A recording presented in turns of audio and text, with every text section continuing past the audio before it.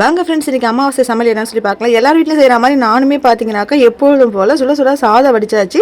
சாதம் நல்லா உதிரி உதிரியாக சூப்பராக இருக்குங்க. ரொம்பவே பழைய அரிசி நான் வாங்கி செய்கிறதுனால அரிசி பார்த்தீங்கன்னா இந்த வாட்டி ரொம்ப நல்லா கிடச்சிருக்கு எங்களுக்கு. ரொம்ப நேரத்துக்கு தண்ணி விடாமல் இருக்குது. ரொம்ப நல்லா இருக்குது அரிசி நிஜமாவே. குழம்பு பார்த்தீங்கன்னாக்கா முருங்கைக்காய் சாம்பார் தான். அண்ணன் வீட்டில் பார்த்தீங்கன்னாக்கா முருங்கைக்காய் நிறையவே காய்ச்சி மரம் விழுந்துடுச்சுன்னு சொன்னேன் இல்லைங்களா. நிறைய முருங்கைக்காய் இருந்ததுனால எடுத்து போட்டு வச்சுருந்தேன். இன்றைக்கி அந்த முருங்கைக்காய் வந்து பாதி முருங்கைக்காய் போட்டு சாம்பார் வச்சாச்சு. திட்டமாக வச்சுருக்காங்க, ரொம்ப வேணாட்டு. இன்றைக்கி மதியத்துக்கும் நைட்டுக்கும் மட்டும் வச்சாச்சு.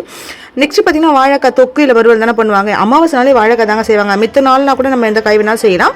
ஆனால் அமாவாசைக்கு நம்ம வாழைக்காய் தான் செய்யணும். வாழைக்காய் வந்து தொக்கு பண்ணிடுறேன். தொக்கு ரொம்ப அருமையாக வந்திருக்கு. கடலை எண்ணெய் செஞ்சதுனால ரொம்ப நல்லா இருக்குது.